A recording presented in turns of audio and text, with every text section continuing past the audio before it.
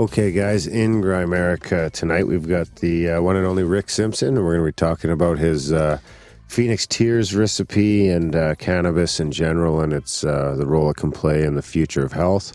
But first, how's it going, buddy? Hey, I'm doing well. I'm excited to chat with Rick here. He's recently released his book too, Phoenix Tears, which is the Rick Simpson story, and it's about his journey and his struggles, I guess, after finding out that extract of the cannabis oil is basically healing, and it can cure cancer and all kinds of other stuff. And so there's lots to talk about here. It's a topic that's familiar in Grimerica. So without further ado, welcome to the show, Rick. I'm happy to be with you guys. But yeah, it is a grim fact that you could face a lot of repercussions when you try to do something good for this world. Nice pun. Thank you. But there is no question in my mind that these cannabinoids are soon going to change the face of medicine forever as we know it. It's amazing what these extracts can actually do.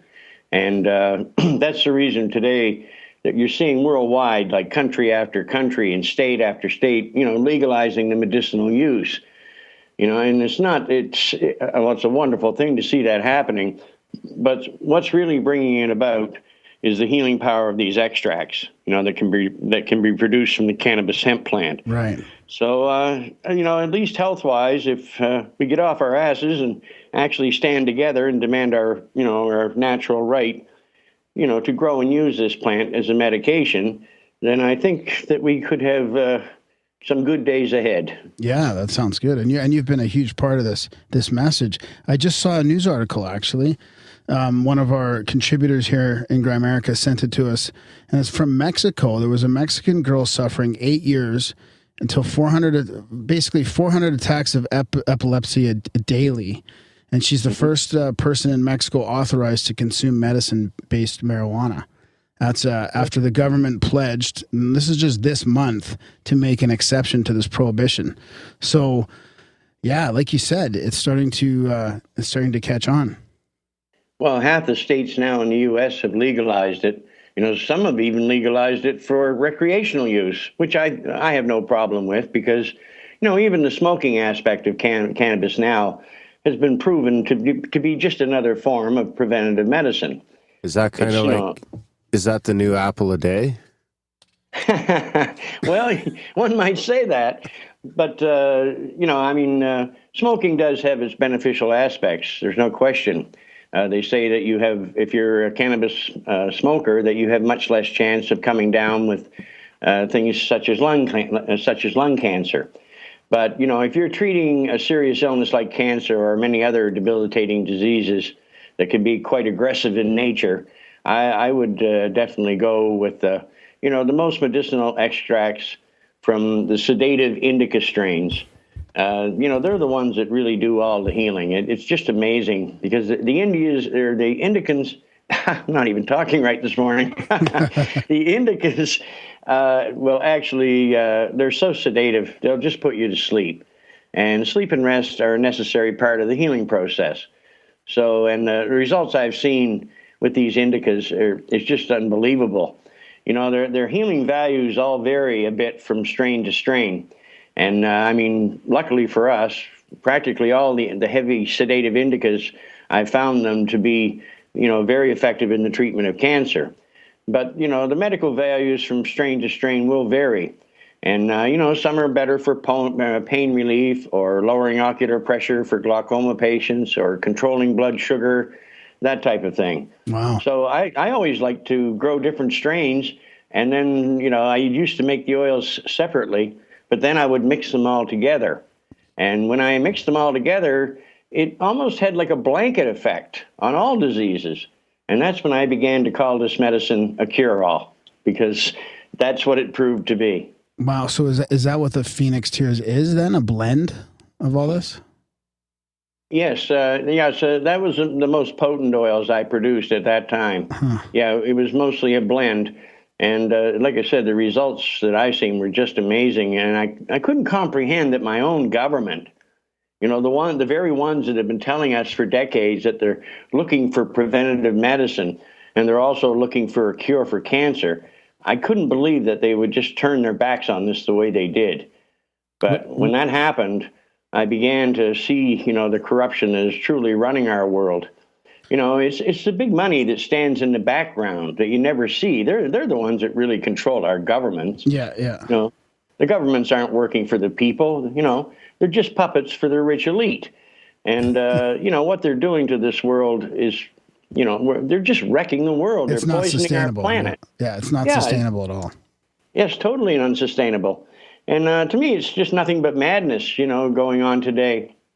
When we could be using a God-given harmless plant to basically solve all our needs. Cannabis is not just about medicine. It's about energy. It's about food shortages, and 50,000 other different things that can be manufactured from this amazing plant. Well, I mean, you could even be talking about running fucking cars and stuff with it if you get into hemp and ethanol. Oh, yes, very much so. And, what it would do if we, when we grow up and demand our right to grow this freely, it'll put people back on the land. And since there will be so many different hemp-based industries, I think it could actually put an end to unemployment. It gives mankind a future. And at the same time, we can be cleaning this planet, cleaning the planet up, for future generations. It's like I said, it's horrible what they're doing today. So how did, can we give, I think most of our listeners are probably fairly familiar with the story, but I was thinking maybe for a few that aren't, maybe we could just roll it back and how you came to discover how well this works. Well, I'll give you a brief rundown, or as brief as possible. In 1972, I watched my 25-year-old cousin die a horrible death from cancer. And, at that time, cancer was rare. And he was actually the first person I ever knew that had this horrible disease. And he's also the first person I ever knew that died from it. And but I worked in a hospital, and as the years went by, the rates of illnesses like serious illnesses like cancer just kept escalating. And I'm a power engineer by trade. I never worked directly with people in the hospital. I just fixed everything. But so I really had no idea what was going on. But about 3 years after his death, I was listening to I just come out of the hospital one day and was leaving for home, and I turned the radio on. And the announcer on our local radio station was laughing like a fool, but he stated that they had just received a report from the U.S., which stated that THC, the active ingredient in marijuana, and I hate that word too, it should be cannabis, had been found to kill cancer cells. But it was the way the report was presented. He was laughing like a fool, so I just thought it was his sick sense of humor at play. But since my cousin had died, I think that's the reason it basically stuck in my memory. So in 1997, I suffered a severe head injury at work, which left me with post-concussion syndrome. And I believed in the medical system at that time. So I took all the pills and medications that the doctors threw at me, and they just made me nothing but worse.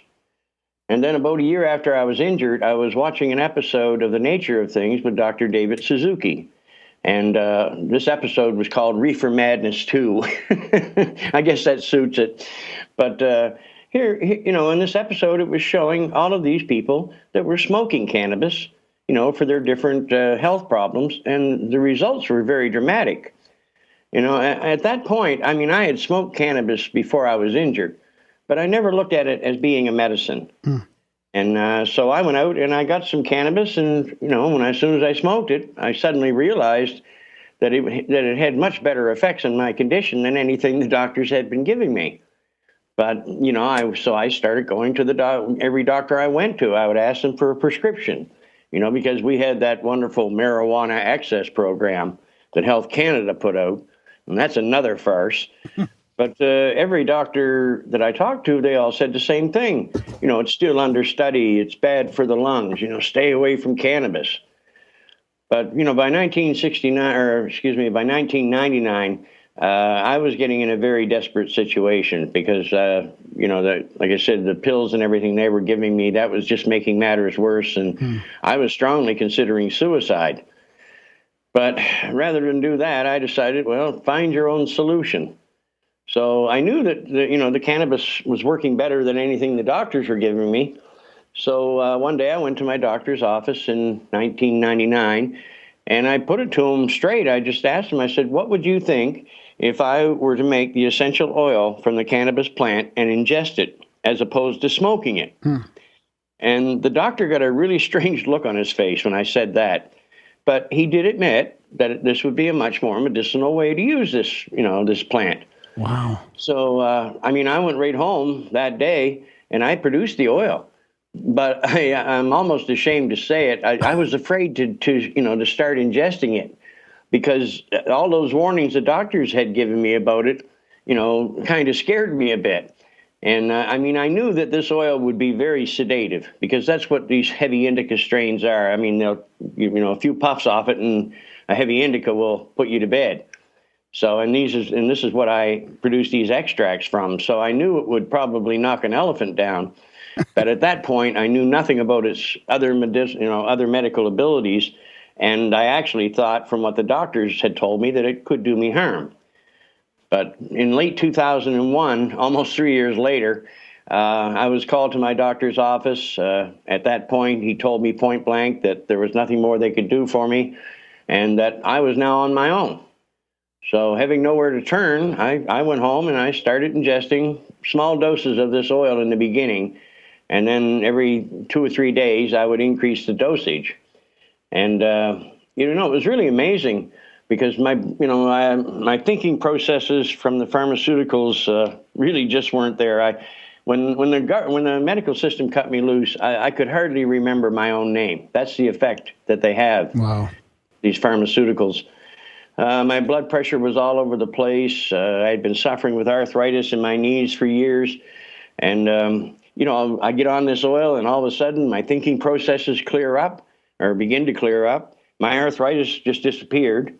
I started losing all this. I lost about right around 40 pounds in about the first 2 months I was on the oil. Wow.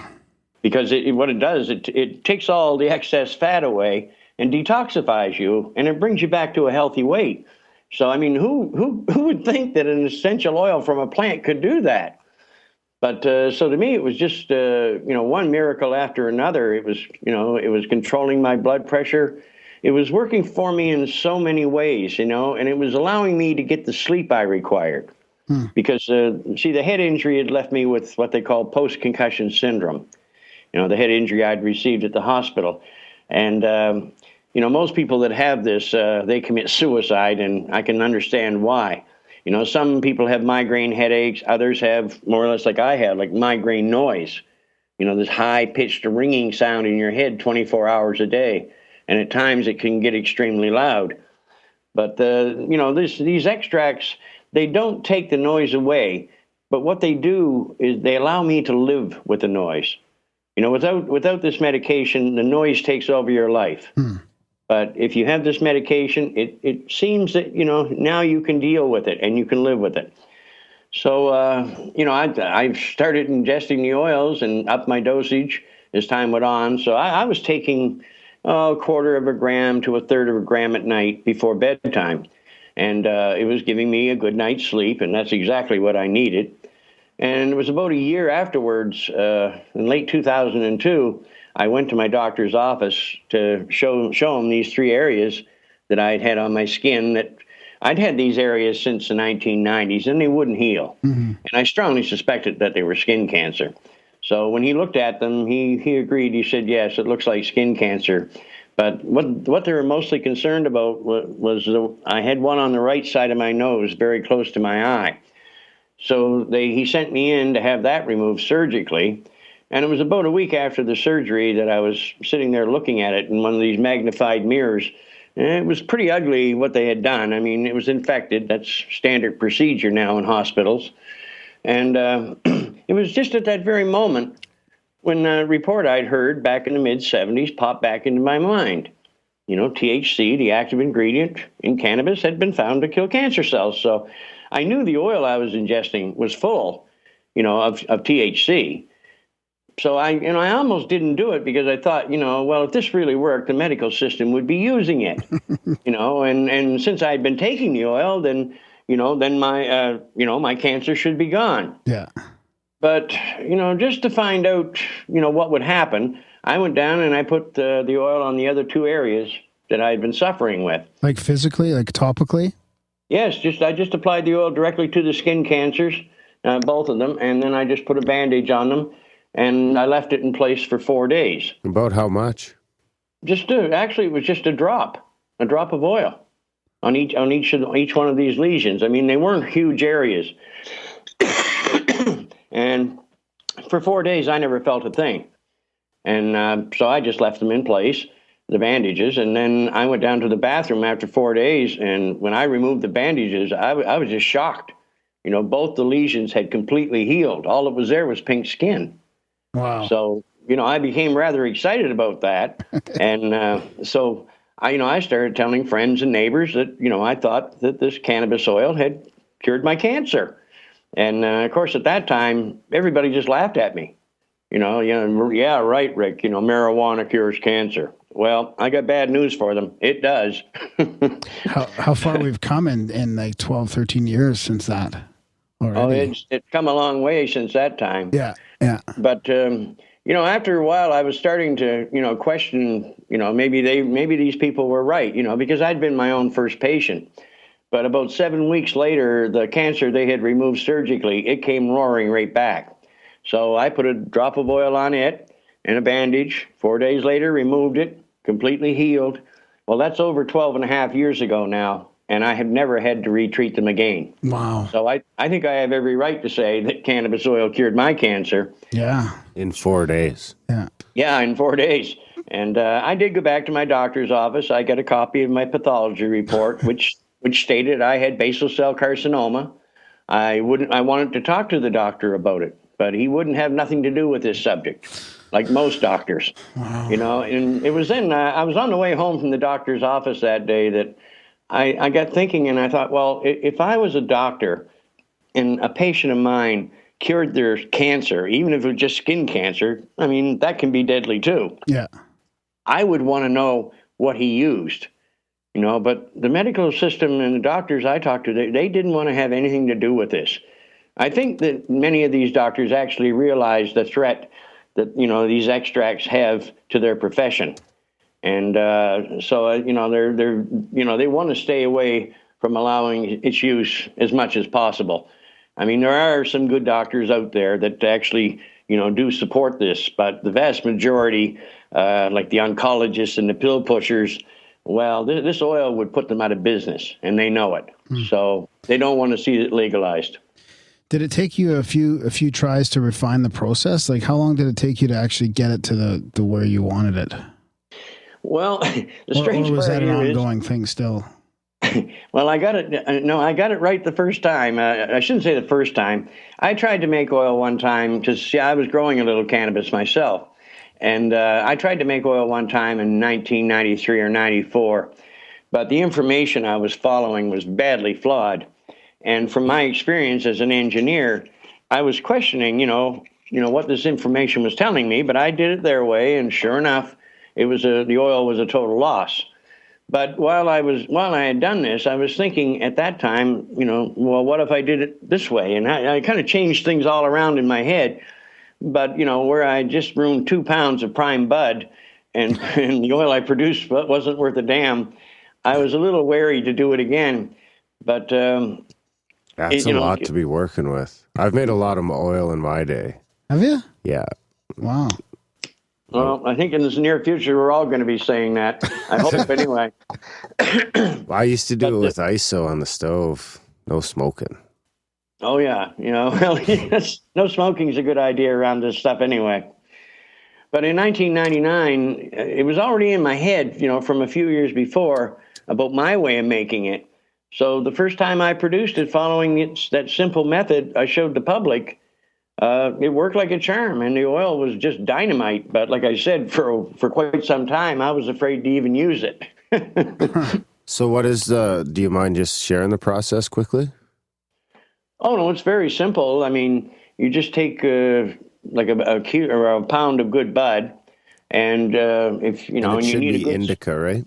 Oh yes, indica bud for internal use, because the indicas are sedative, and stay away from sativas because they'll energize a patient, and I don't think that's a very good idea. So if you have a pound of good indica bud, about 2 gallons, say 8 to 9 liters of good solvent, something like I always used to, when I was in Canada, I always like to use naphtha because it works like a charm. Or you can use alcohol. You know, the higher the percentage, the better, because in the U.S., a lot of the time they use Everclear, and it's 95% alcohol, but the other 5% is water. So it makes the alcohol a little bit less, you know, effective as a solvent. And at the end of the process, you're also left with all this water to evaporate off, and that slows things down a bit. And in addition, alcohol is not nearly as selective as naphtha, and it will wash a lot more of the chlorophyll out of the plant material, and chlorophyll can make the oil taste quite bad. But still, you know, even extracts made from alcohol are very effective. And there's several other solvents that one could use, but really I have limited experience. I've only ever used ether, naphtha, and alcohol myself. But there are, you know, solvents like acetone or something of that nature that might work very well as solvents too. The best advice I can give anyone, if you want to know if a solvent will work, basically all you have to do, I mean, any solvent that you're going to use should be clear like water. And all you have to do really is dip your finger in it and then just watch it evaporate from your finger. If it's a good solvent to use to produce the extract, it should completely evaporate from your finger within 30 to 40 seconds, leaving no oily solvent residue or anything of that nature behind. So that's a very simple test that most people can, you know, help to help them determine, you know, what solvent, you know, they can use. But you know, it's all really so simple. You just need the rice cooker, some funnels and plastic containers, and coffee filters, of course.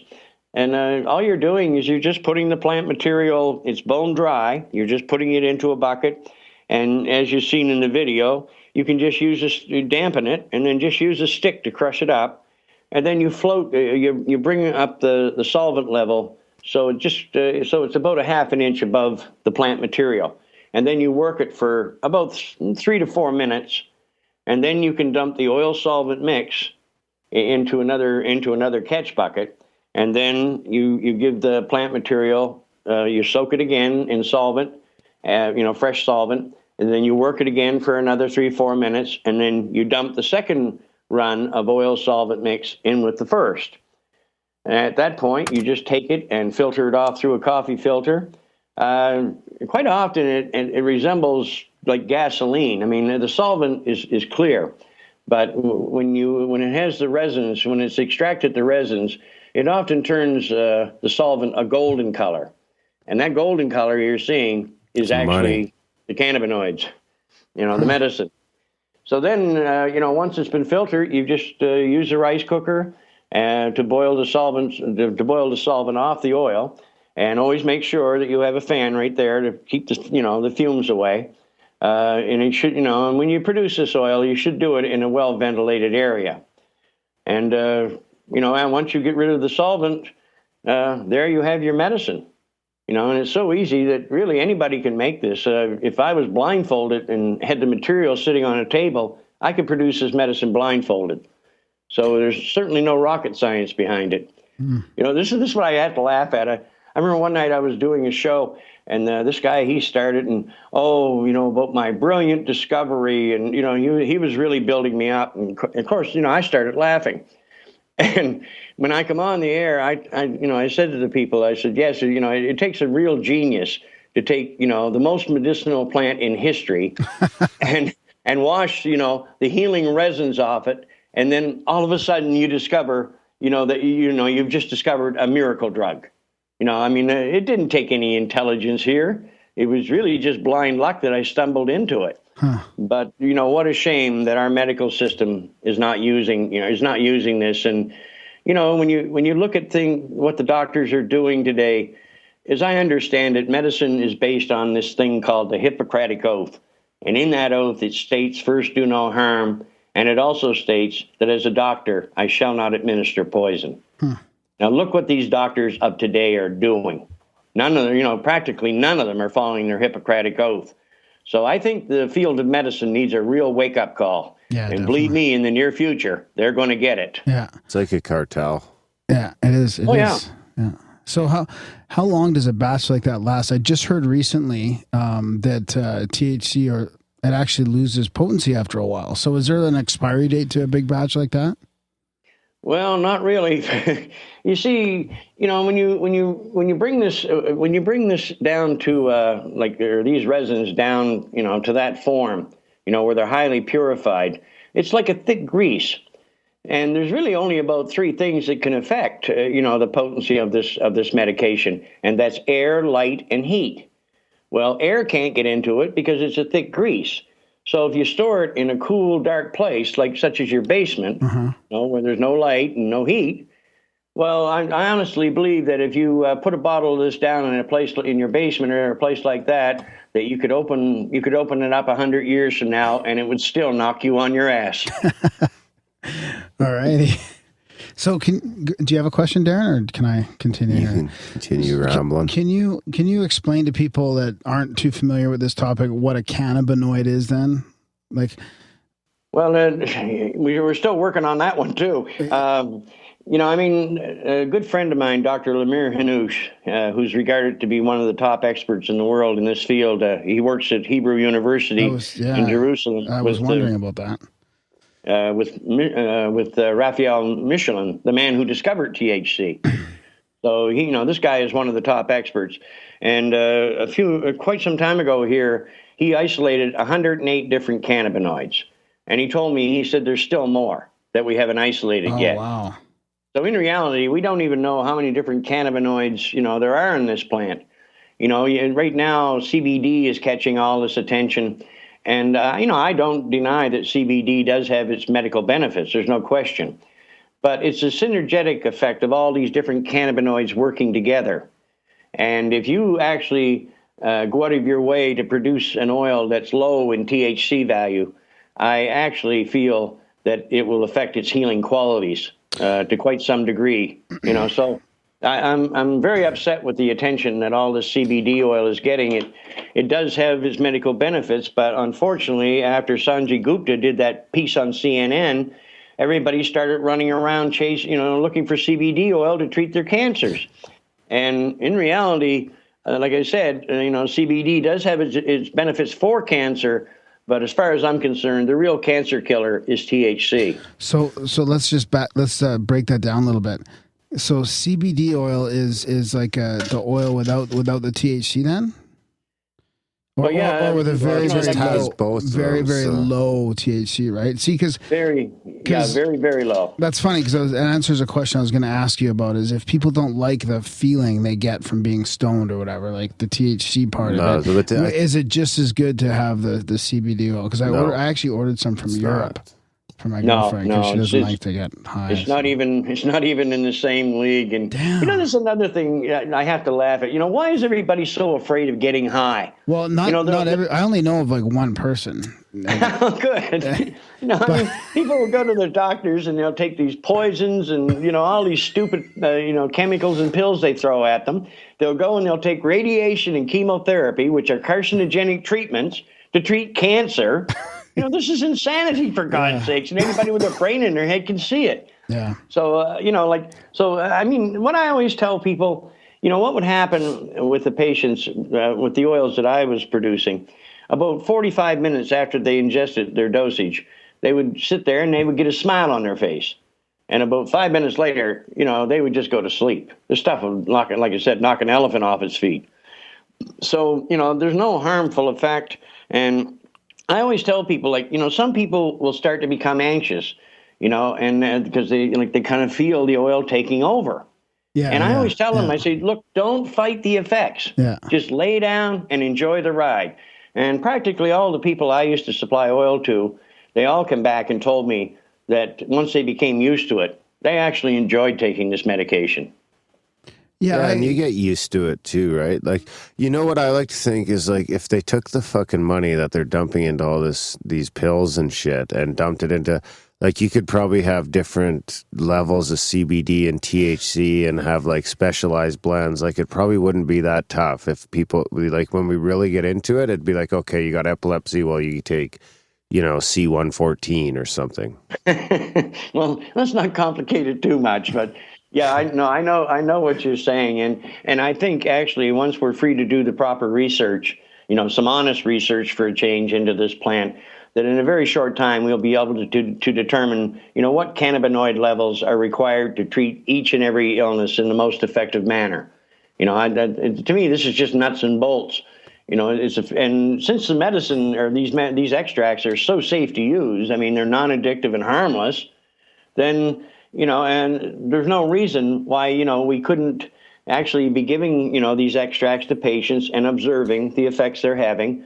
And then we could soon determine, which strains are the best for what conditions. Yeah. Yeah, you could literally eat your entire 3-month treatment worth on the first day, and probably you'd And nothing. die. There's no long list of side Well, effects. you'd have a pretty you know? intense couple of hours. I'm Yeah, sure. but I mean, there's no list of side effects like these other prescription drugs. No, I think if you took the full 2 ounces on the first dose, you'd probably sleep for about a month before you woke up. But when you woke up, you'd you be might on shit yourself. Yeah, that could happen. No, I mean, literally, this medication has the power to, if you overdose like that, it could put you right in a coma, but a harmless coma. So actually, in some situations where people are, very close to dying, if the medical system would use this properly, I think that flooding their system in that manner could be very beneficial, because then where some of these patients, you still might be able to turn them around if you can get enough of these cannabinoids in their system quickly enough. So, even overdosing can have its benefits, and there's no argument. I mean, they go on, well, is it safe for children? Of course it's safe for children. It's the best damn medicine you can give your child, for God's sakes, to protect them, in the future, and to prevent diseases like MS, diabetes, cancer from ever taking place. Look at what doctors, today give our children. I mean, they want them all, Ritalin. they've all got attention deficit disorder. They all need Ritalin. And then pretty soon, they need Prozac and Paxil and all these other mind-altering substances. After 50 vaccinations. Oh, yeah, on top of that. That's right. Yeah, Bill Gates deserves a medal for that one. But, it's truly disturbing. And, and we just sit there and we allow this to take place. And, and our own children are the ones that'll have to suffer the consequences. And here's a medication that you can use lifelong, like almost like a dietary supplement, just to protect, keep you in a constant state of detoxification, and it will protect your children and you if you're wise enough to start ingesting it too. So, I mean, who has the right, or who ever thought they had the right to outlaw the medicinal use of this plant that is basically legendary, in medicine all through history? The greatest healers in history use this. And I often point out to the people that I strongly believe that Jesus himself was using cannabis. And I think it was cannabis and not the power of God that was working all those medical miracles. I mean, if you look up the ingredients of the holy anointing oil, you'll find that one of the ingredients is canna blossom. Now, back in the time of Jesus, that's what they called cannabis bud. So the holy anointing oil is full of cannabinoids, and I really do believe that is what was doing the healing. Yeah, there's a long record of the Chinese using it as well. So yeah. 2 ounces, is that the standard treatment of oil for someone? Like, say, if someone's been diagnosed with cancer, that's what they want to power through 2 ounces, and about how long? Well, 2 ounces are around 60 grams, just slightly over 2 ounces. That is the standard treatment if you've had no chemo or no radiation. And I like to see people, slowly increase their doses every 4 days. And over a period of 90 days, they can usually ingest 60 grams of oil without too much problem. And after that, they can just drop their dosage back to a maintenance dose at night, just to protect them, and keep them healthy. But, anybody that actually has gone through the medical system, the damage from chemotherapy and radiation is very long lasting. And since it is carcinogenic, it actually helps to bring the cancer back and spread it. So you need to undo, for these people, you need to have them undo all of that damage by ingesting more oil.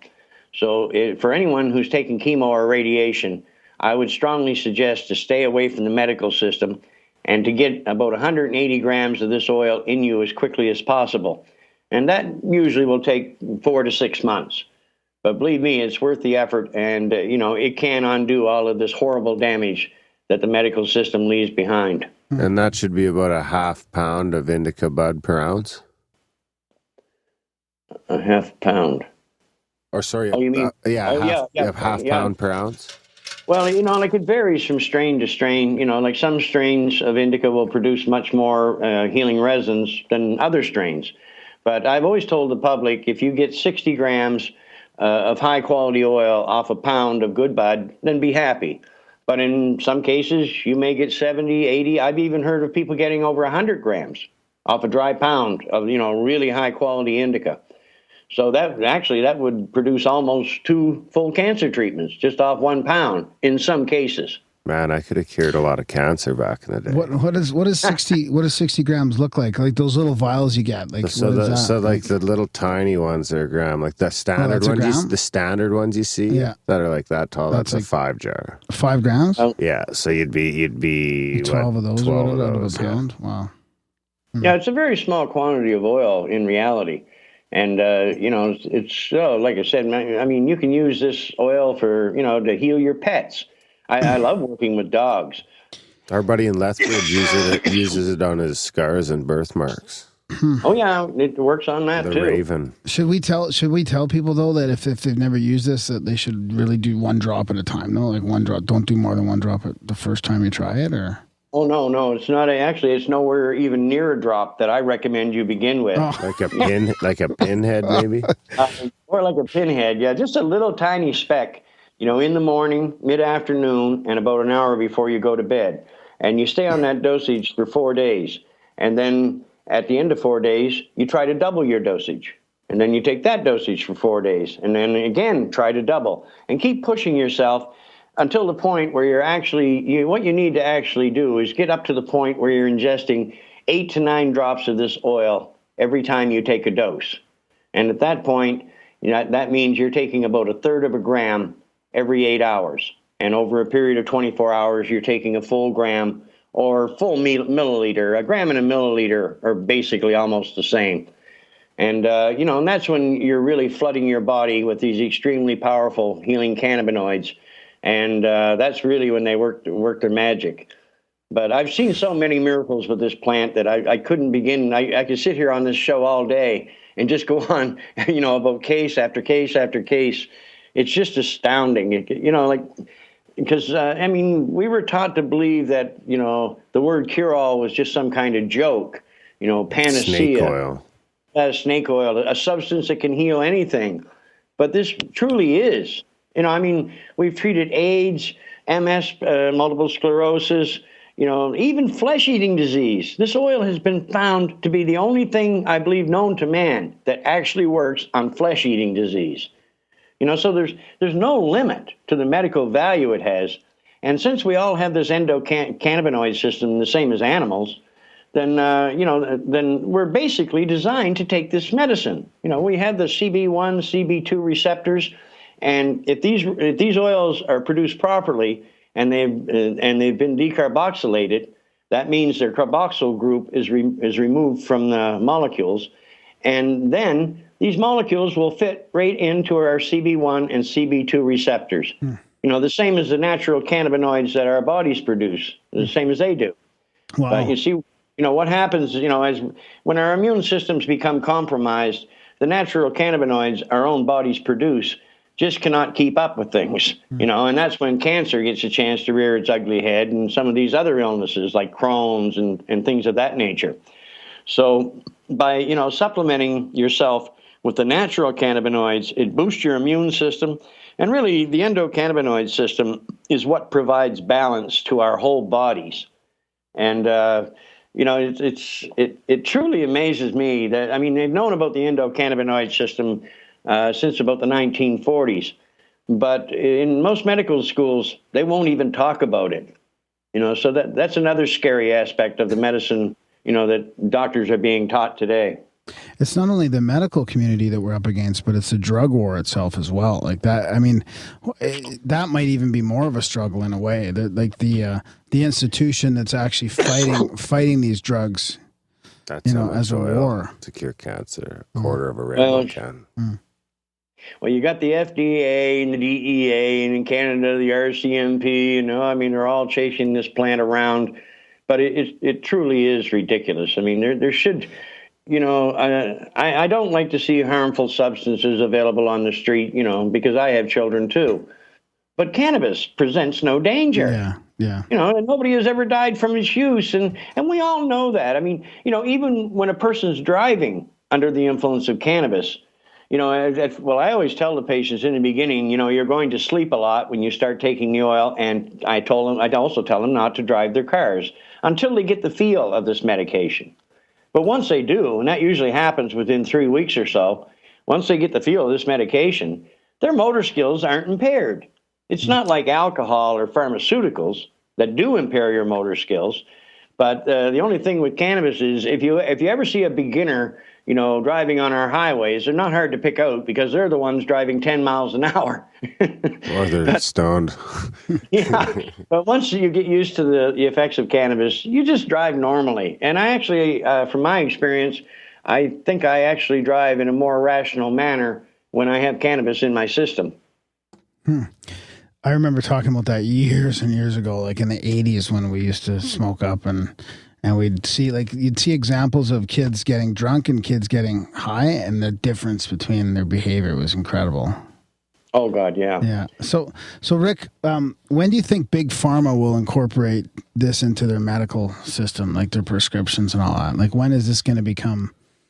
Well, it's happening now. There are companies now that are. I believe there's a pharmaceutical company in Israel right now that says they're making the Simpson oil, but the oil they're producing is only 30% THC, from what I hear. And the oils that I produce were in around the 90% THC levels. So it's not the real oil at all. But unfortunately, people everywhere now are producing this oil, and many are claiming the same thing. That they're making the RSO.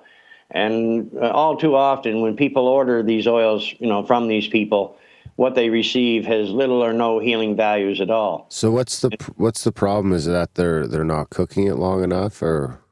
No, they're in it for the money. That's the problem, and they're stretching it by leaving more shit in it. Well, that and they'll throw anything in they can. I mean, they just don't care about the patients. They're just trying to get into their pocketbooks. And you see, if our governments were any damn good, they'd put a stop to this. But actually, the people that are the rich elite who stand in the background that actually run our governments, they want to see these extracts discredited. So they're allowing all of this scamming to take place. And, unfortunately, my name is caught right up in the middle of it. But, I mean, I don't have any amount of money. I mean, you can have your name trademarked and all the rest of it. But that costs a great deal of money. And then you have to hire a whole army of lawyers to enforce that. And I simply don't have these funds. So I've always told people, that I'm not in a situation now that I can supply oil. And I can't even tell people where they can go to get high quality oil, because how would I know about the quality of an oil that someone is producing? Because one day they're producing oil out of one strain, the next day they're producing oil out of another strain. Yeah. So it's truly very unorganized. And, what we need some standards and quality control, involved in this. But I honestly think that no one should buy anything from the pharmaceutical companies, because these are the people that I feel that have done the most to hold the use, of this plant back. Because back in the 1800s, Eli Lilly, Parker Davis, Squibb, all those big companies we have today. Well, guess what? Back in the 1800s, they were all producing cannabis-based medicines, And I mean, so they had to know at that time the same thing that I found out. I mean, you can't work with this plant and make a medicine from it without realizing very quickly that you have an amazing substance here.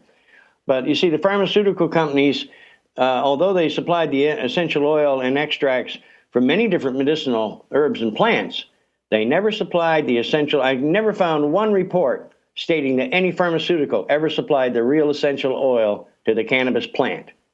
I think they lived in fear at that time because, farmers everywhere were growing it freely.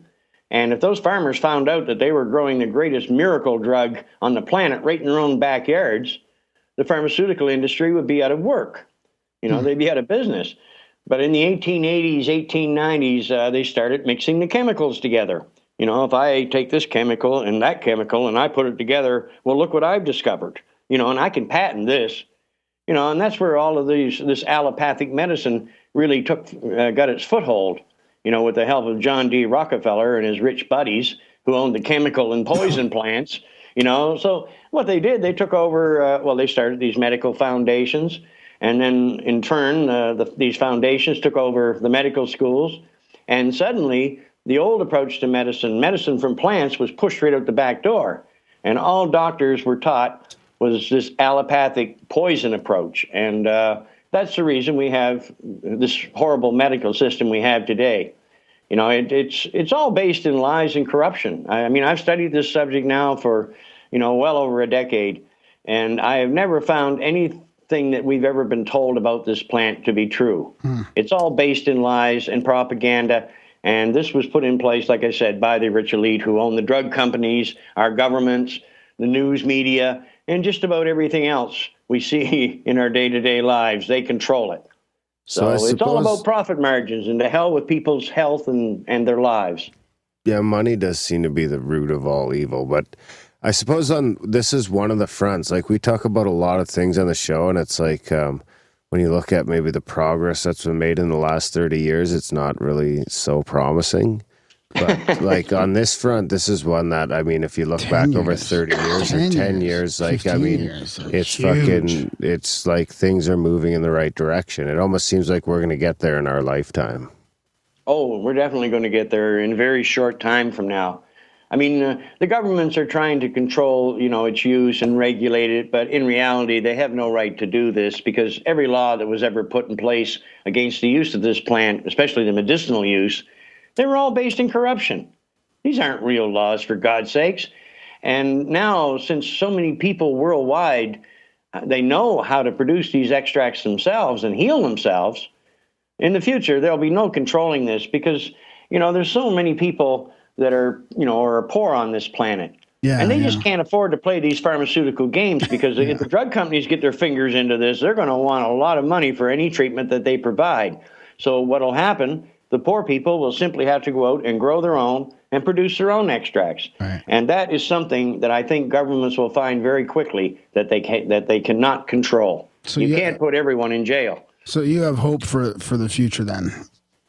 Oh, yes, most definitely. I mean, at the rate it's being legalized, in a very short time, I think actually in the U.S., within a year and a half or less, I think that it'll be legal in every state. About half the states approved. Now are. What was that? It's just a matter of time, I think, until the federal government's just going to step in and say, okay, enough's enough. Well, I mean, when we have so many people aware, of the real truth, I mean, the governments, all they're doing right now, they're just showing their corruption by holding this back. And as I said, they never had the right to outlaw its use in the first place. So, it's truly ridiculous. And the American government itself, the very government that has put this plant as a Schedule I drug, the same government, the American government since 2003 have had medical patents on this plant that they say has no medical value. It's all a big lie. And the simple truth is, since the Medical School of Virginia in 1970, they shut the Medical School of Virginia study down in 1975 because it proved just the opposite to what they wanted it to prove. They were trying to prove that the cannabis caused cancer. Instead, they found out that the cannabinoids can actually kill cancer cells. Wow. So they shut it right down. And, so really for the last 40 years, the American government have been hiding the truth from their own people. And they've also been hiding the truth from the rest of the world. And, like all of these countries that I've traveled to, and that's over 30 different countries now, they've all got their damn laws in place. But when you corner them on it, they didn't do any studies themselves. They just followed the lead of the great United States of America. Yeah, and look where it got them. I wanted to ask you that about the countries. Like you mentioned Israel a couple times. What country is really leading the way with this? Well, at the present time, that's anybody's guess. Well, I guess there's different categories. There'd be the science and tech of it, which is probably Israel, but then there's the cultural shift, which is probably, there's a bunch of countries that are probably more open to it than the States. Well, I mean, there was a lot of things said about Uruguay here a while ago. They still talk about that. But, I mean, I emailed the president of Uruguay almost 2 years ago and offered to come there to help them get a medicinal program underway. Oh, yeah. I didn't get a reply. Oh. And then we contacted the group down there that was in charge of all of this. Same thing. We didn't get a reply. And a few months later, I heard that George Soros was down there and had a meeting with El Presidente. Oh, my God. And then the next thing I hear is Monsanto's involved with genetically modified hemp seeds. So there's nothing good. I don't think there's anything good happening in Uruguay, but I do see countries like Chile. I was there last November to do lectures at Expo Weed. And Chile looks like they're progressing in a pretty good direction. But there's only one direction. I mean, as far as I'm concerned, all laws against the growing and use of this plant must be repealed worldwide. We have to take these laws and throw them in a trash can because they're not based in reality anyway. And, we all need the right to freely grow this plant and use it in each and every way possible. Because this plant can provide so many benefits to our way of life. And, we can detoxify the planet, with its use. And we can start doing things in a rational way for a change. It's just astounding to me that there's so many well-educated people are just sitting there watching this planet being destroyed, and they don't say a word as long as they're paid enough money to keep their mouth shut. Meanwhile, there's more overdoses now from legal drugs than there is from illegal drugs, that's pretty crazy. Oh, I've always said, they always say, well, what's the most life-threatening thing on the planet? Well, as far as I'm concerned, the most life-threatening thing on this planet is pharmaceuticals. Yeah. Because these mixes of chemicals, see, doctors, like if you and I go into the same doctor and we have the same illness, and he puts us on all these different medications, and they're the same medications, that doctor has no idea what effect those medications are going to have on you or me because we're both chemically different. They're using us, like guinea pigs, for God's sakes. But it's all, it's medicine today is simply about money, and once money comes into the picture, healing goes out the window. Wow. Seems to be like the theme. The theme, yeah. So where are you based out of now? You used to be in Canada, right? Well, I was in Canada until 2009, but I went to the Cannabis Cup and that, I guess the Canadian government felt that would be a good time to stage another raid in my house, because I was getting a lot of support and I was becoming a big thorn in their backside. So I think that they thought by having the RCMP go in and perform one of their famous raids, and bring all these bogus charges against me, that would keep me out of Canada and would shut this whole thing down. So, it did keep me out of Canada. I stayed in Europe. But instead of shutting it down, I went from country to country, and I just kept spreading the truth, about what had happened and about the healing power of this plant. And now the Canadian government is being exposed to the rest of the world for what they truly are, nothing but a pack of criminals. Yeah, which is shitty because on the one hand, we are fairly open about drug use here in Canada. It's pot use, or I don't want to say marijuana, but cannabis. Like in Vancouver, for example, or even here in Calgary, like if you get caught smoking a joint, it's not really, Darren, there's not really much that's going to happen. And then on the one hand, they bust him and the oil to make some sort of statement. So it's like a schizophrenic society we live in. Well, it's certainly a society that's run by psychopaths, because they've already showed that they have no compassion for the human race. Their only concern is profit margins, and, that makes a sad statement for these people. But, I just look at these individuals like Rockefellers, Rothschilds. These are sick-minded individuals. So maybe if we got some oil into them, they might be a little bit easier to deal with. Or some psilocybin.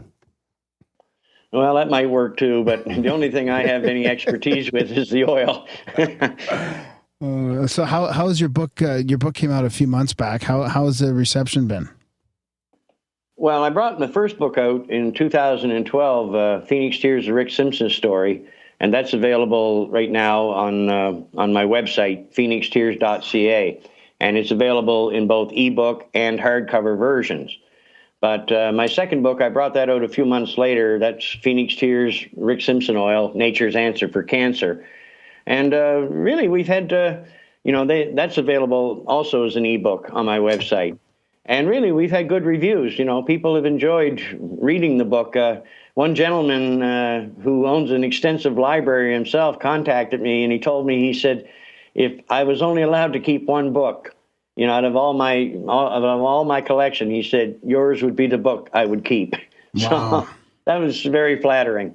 But I mean, it just tells the whole circumstance, the grim circumstances of what I went through with the legal system. It exposes them all. And it exposes what's wrong with our way of life. And so many people, are getting a great deal out of this book. And, right within it, I simply describe, the methods of making the oil and what I've seen with its use, the miracles. So it's a very, very compelling book. What's on the agenda next? Like, what are you working on now? Well, any more books, or just it's right now? Is it just strictly about spreading the word?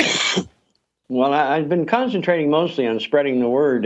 Actually, I just returned from 5 months in India, and I traveled all over that country. I was truly disappointed in the quality of cannabis there. I could not believe it.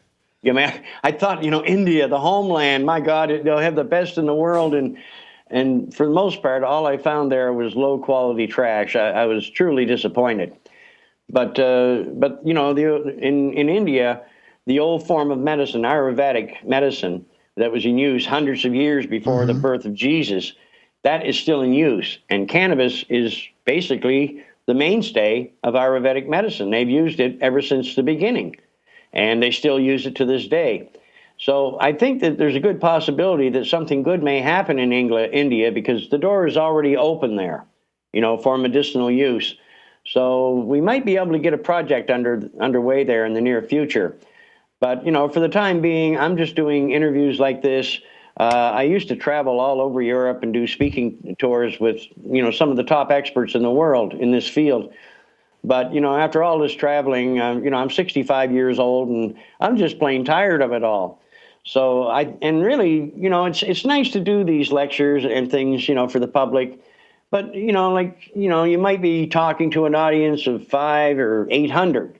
Yeah. But you're not really reaching the number of people you can reach on the internet. I mean, if I do something on the internet, it reaches millions of people. So and all over as well, different cultures, and it gives kind of like a spread out message. Oh yes. So recently, before I left India, we did 2 documentaries. And this should be, I think it's more 3, I believe it's 3 documentaries he's putting together. So those will all should be coming out in the next 2 or 3 months. And, they'll be available on the internet. And I think it paints a pretty, powerful argument, that we do have the right to use this medication, if we so choose, and we do have the right to make it. And, I don't know how the government's going to deal with this when it comes out, but, I think these are going to be very hard-hitting documentaries. And finally, someone is simply going to get up and tell the truth about this. Because even most documentaries I've seen, they misconstrue the truth a great deal. One of the best documentaries that I've ever seen on this subject was Jack Herer's Emperor of Hemp, that was put out in 1999. I mean, if you watch that documentary, you can't help but be moved by what this man, has done. And literally, Jack Herer, he's gone now, but Jack was my hero, and he is badly missed even to this day. So I give the old warhorse a lot of credit for the 40 years he took all that abuse and continued on. And I have the honor of saying that for about a year or 2 before Jack died, we came to know each other. We spent hours and hours talking on the phone, although we never met in person. but it was truly an honor to even say that I knew this man. He was a tremendous character, and I don't think that the hemp movement has ever had a leader that will have the impact that Jack Herer had. So obviously, well, they might have one in you, Rick. You can't be that humble. Yeah, that's true. Well, I just consider myself to be the messenger, brother. I mean, it's the oil that's working all the miracles. So I'm just the messenger. Yeah, but that's what we need is a leader that just wants to be the messenger. That's probably why, you're going to make such a big impact is because your intentions are really just humble and true, right? It's like you can tell that you're not trying to make, a fortune off this. This is very noble intentions for sure. Well, I count on book sales for income right now. And I mean, to keep this crusade going. And, the minute we put the books up as ebooks, on the website, in no time, I think the same day, Torrent had it up on their sites for free, and then there's all these other people that are, copyright laws don't mean a thing to most people. And they just simply feel they have the right to stick my movie up wherever, or my book up wherever they want. And it's like I said, there's little or nothing that I'm in the position, I'm not in a position where I can do anything about it. And, I find this to be kind of tragic because, all the money that comes in, I put right back into the cause. Yeah. And my only aim is to perfect this medicine to its highest levels. And to do that, I need some money to make this all happen, to do the research. Yeah. But where I'm being robbed every day of book sales, that makes my task very difficult. Have you thought about doing an audiobook version at all?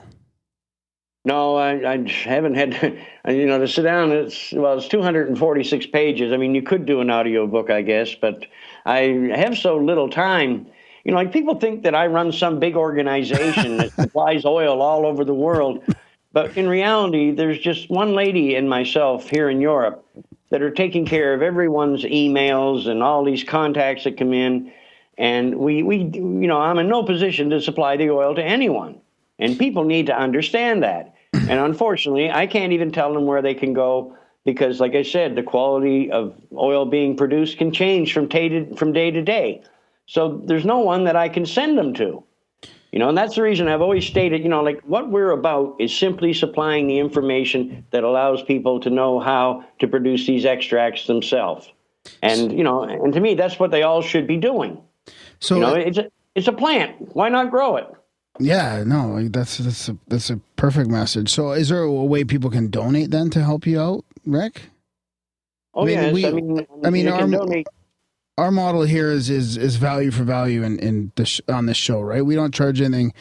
We're free, and people, if they find value with our show, they hopefully give us value back. And some people do. They help us with all kinds of things. And so if people want to donate to your cause, they can go to your website to do that? Yes, the Phoenix Tears website. Yes, you can donate right on the site. Okay. We have taken in some donations over the years, but one would think that by now, like some big foundations or philanthropists, would have got behind this. But to date, nothing has ever happened. And I found that when it comes to rich people, they seem to be more concerned about making more money than they are with helping anyone. So, really, this is a grassroots movement, and we're just doing the best we can, to get the word out. And as I said, since there are so many con artists out there today, the only way to know that you have the real oil is to produce it yourself. And at least then you have the real thing. So I strongly advise people to do just that. I'm sending you a $42 donation right now from Grimerica and the listeners. Well, thank you so much, brother. I really appreciate that. It's kicking around Europe, in all these countries. People think, I'm over here living the high life, but believe me, that's hardly the case. So it's been, life has been a hard road over the last few years. But, when you look at a cause like this, it's something worth fighting for. And I'm going to continue shouting what this plant can do until the day I die. It saved my life. And I owe my life to this plant. And now millions of others worldwide have also discovered, what it can do. And it's saved it's saved countless numbers already, who were suffering from conditions they thought to be incurable. And, so here's a rational answer that's safe, to suit your medical needs. And I always advise people to stay as far away from the medical system as possible, at least until they grow up and start providing the practice of medicine in the right way. And I think the doctors, it's going to take a while for the doctors to earn our respect again. But, I'm not saying we don't need doctors. We do. I'm not saying that at all. But we need doctors who are providing the proper treatments. Mm-hmm. And we need to get rid of these oncologists and pill pushers because they're simply in this for the money. Yeah. They don't even ask what you eat. No, there's nothing. No, like nutrition is not important. The pH of your body's not important. It's just insane. Oh, you got cancer. Here's a nice juicy steak. It's just unbelievable what the medical system does. I mean, they can't even cure a diabetic ulcer, for God's sakes. If you have a diabetic ulcer, and all you have to do is put this oil on it, put a bandage on it, and change it every 3 days. Watch what happens. It'll heal it completely. What does the medical system do? Well, they sit there and they watch it develop until it gets to the stage where gangrene sets in. And then they start chopping off your feet. Is that really medicine or is it truly madness? Yeah. Rick, I have a question about that. If you use that oil topically, do you get high from it at all? No, I've had, I think maybe over the years, 2 reports from people that said they got high from putting it on topically. But I mean, I supplied this oil to thousands of people when I was producing it in Canada, and getting high from applying it topically would be considered to be about as rare as hen's teeth. Maybe on the bottom of your feet. Well, no, even on the bottom of your feet. We've used the oil to effectively treat issues such as plantar's warts. Those ugly warts people get on the bottom of their feet that grow the roots right up into the foot. And then you have to go in and have the doctor do an extensive operation to remove the roots and all this other nonsense. Well, with this oil, you just take a drop of it, you put it right on the head of the wart, and then put a bandage on. And usually by the second day, you can see, the roots, the root system diminishing, in the wart. And after about 3 days, change the bandage and add fresh oil. Usually after you do that 2 or 3 times, the head of the wart just drops out, and there's no pain to that treatment whatsoever. Wow. That truly is amazing.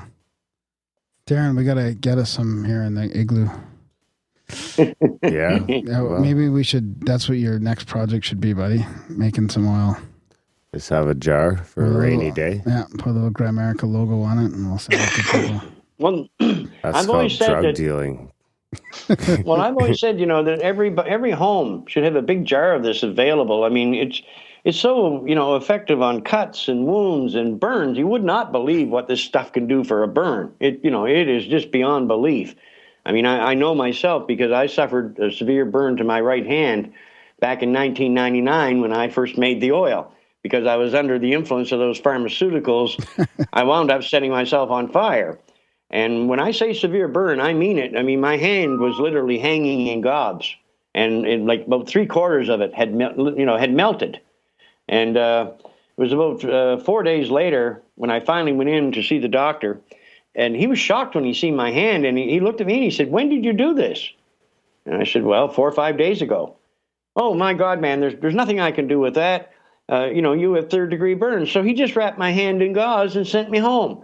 And he told me, he said, "Come back in 7 days, and we're going to have to start doing, skin grafts from your back and all of this to hide some of this damage."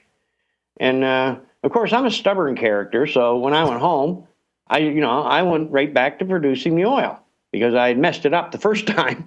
So when I produced the oil the second time, the gauze bandage became totally soaked in the oil solvent mix. And the strange part about this was that, after about 4 days, I took the bandage off and just threw it in the garbage because it was so dirty looking. But the strange part was that I didn't actually realize what had happened myself. But when I went back to the doctor's office 7 days later and put up my hand, his eyes got as big as 2 saucers. And he said, "My God, man," he said, "7 days ago, you had 3rd-degree burns." And he said, "All that's there today is pink skin. It had completely healed, and even the hair follicles all grew back." And of course, under the effects of the pharmaceuticals, I just got up and said, well, I guess I'm a good healer or something, and walked out. And of course, the doctor never said a word. But now when I think about the damage that I suffered, and I look at what they do in burn units to people who are in house fires and things of that nature, I mean, it's nothing but a horror story. These in the burn units, these people are exposed to infections and operation after operation, and this goes on for months. Months and months of agony. But if you use this oil, it would, because it's a natural antibiotic and it's a natural anesthetic. Immediately you put the oil on, it kills the burn. It takes the pain away. And from what I've seen with my hand, I have to wonder if you had a child that suffered severe, say, facial burns, and you applied this oil, I have every reason to believe that the child's face could be healed naturally while leaving no scars and giving the child a great deal less pain. In fact, no pain. So it's what burn units and things of that nature should be using. Again, more medical madness, but there's money in medical madness, isn't there? And again, that's just straight on, right? You don't have to dilute it with any other type of olive oil or anything like that, right? You can just put it on directly. Oh, yes, that's right. I prefer to use the oil, in its most potent and medicinal form. Okay. And that is to put it directly on the skin. It can be diluted, and used in skin creams and things of that nature. I'll tell you right now, if women actually knew what this oil or these extracts can do for their complexion, this stuff would be legal tomorrow morning. It removes scar tissues. It works in so many ways. So it's like I said, if women knew, it would be a very short time and it would be legal. Right on. Well, that's a good message. Hey, Darren, do you have any other questions? No, I think we about covered everything. It's almost 2 a.m. Do you think we forgot anything, Rick, or how? Well, no, I think, I know I've done a lot of talking here, but the main message, that I want to send to people is, it is our natural right to grow and use this plant, for our medicinal needs. And we've had that right all through history until just the last few decades. So, what I want to see is, for us to all wake up and stand together, and force our governments to do the right thing for a change. Like I said, repeal these laws, make the use of cannabis completely legal, and I think that we can save this world. And when we set the cannabis hemp plant free, we set ourselves free at the same time. So I think it's just about time that we rolled up our sleeves and went at it. Right on. Sounds good. And I guess the best place for our listeners to track you down is through the website, right? phoenixtears.ca. Yes, phoenixtears.ca is my real official website. There's all kinds of other sites out there, Rick Simpson Oil and all this other nonsense, but I have nothing to do with any of that. And I only have one official Facebook page. So, if they go to my website, nobody's going to get scammed. Like I said, we're just there to provide the information or as much as we can. And, like I said, there's just me and this lady to take care of all these emails. So believe me, we're stressed to the limit. But we're helping everyone that we can. So I hope that this all comes to an end in the very near future. Yeah, well, thank you for the work you do. You're more than welcome, brother. Yeah. Thanks a lot, Rick, and keep fighting the good fight. And thanks for coming on the show. We'll do what we can to spread the word. Well, it's a real pleasure, working with people like you because, you're open-minded and you're certainly more enlightened than the average people, that I come in contact with. And, I just look at, like shows like you do and people like yourselves. You're just as important as I am in this. I mean, we all have a role to play and we're all fighting the same battle. So thank you so much for your efforts too, brother. You're welcome. Take care, Rick. Thanks, buddy. Okay, brother. All right. Bye-bye. Bye-bye.